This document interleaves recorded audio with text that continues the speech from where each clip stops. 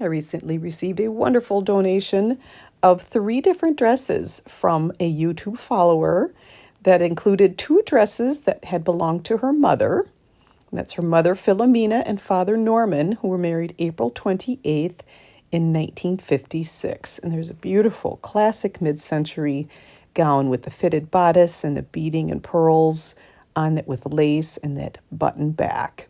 She also included, this was Philomena's kind of a party cocktail dress, that is a Ceil Chapman lace dress. And Tony, the daughter, had also worn this at a party in the 1980s. And there's that label. And now for Marie's dress. So this was the donor's grandmother's dress, so Philomena's mother's dress. And this is a very unique design. Here's an image of it with Marie and Anthony, who were married on July 21st, 1934. What a beautiful couple. Absolutely stunning. The dress, as I mentioned, is a very unique design, and it is handmade, and the craftsmanship on this dress is quite something. There's an unfortunate stain there right on the bodice. The underarms are in kind of rough shape, so let's determine what it is made out of. And that outer fabric is silk. It's a silk organza.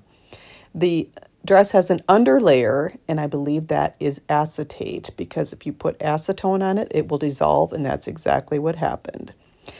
So that spot on the bodice, which is the thing I'm the most concerned with getting out. I'm not concerned with getting this to be bright white. I don't know that it was bright white to begin with. So I'm just going to start with a little bit of Dawn on there. I just did for 5 minutes. And then now I'm going to do a pre-wash with retro wash and a little bit more Dawn in the water. And since this is silk, I'm keeping everything at less than 88 degrees Fahrenheit. So I'm putting it in a fabric sling because that's going to help me to lift it in and out of the tub as I'm doing this. And this is kind of interesting. You're used to kind of seeing the yellow water coming out from oxidized garments. And this is kind of more of a brownish, kind of almost a gray tone of water. So I'm doing now the next round of sodium perborate.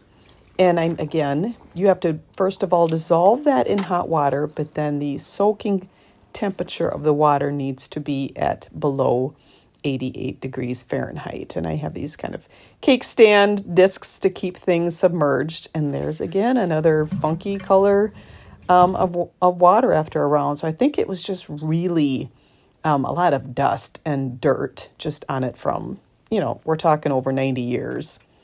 So I soaked it for another 12 hours. And there's some more grayish water. But it looks like that spot on the bust is gone, so I am going to move on.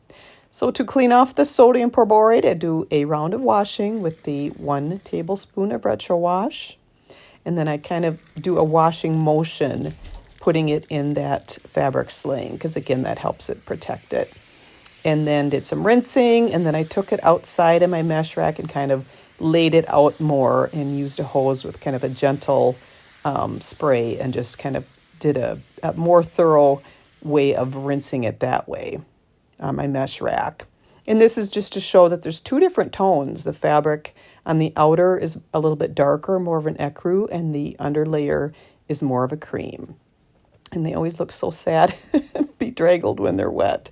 And then I let that air dry. And then on to pressing. This is that underlayer first.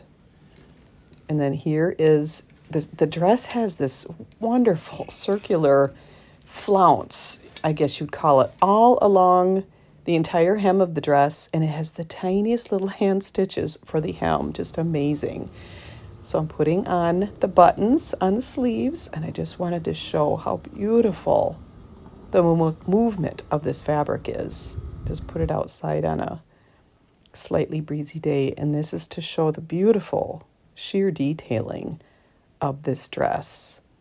And there's the befores. I'm so happy that stain came out and the dress did brighten up. It is an ecru shade, but it's a clean looking ecru shade. And I just love the design of that sleeve. It's very unique. I tried to find the pattern that might have been used, and it's similar to this McCall 7852, but with slight variations. So it is possible that whoever made this dress, and it might have been Marie, she worked at a department store for years, I guess. So whoever made this dress, this might have been just kind of a one-of-a-kind creation. If you know of exactly which pattern this is, please reach out. I would love to know. But here is this beautiful dress. I am such a fan of 1930s, and this is a stunning example of bridal fashion. And ready once again, 92 years later.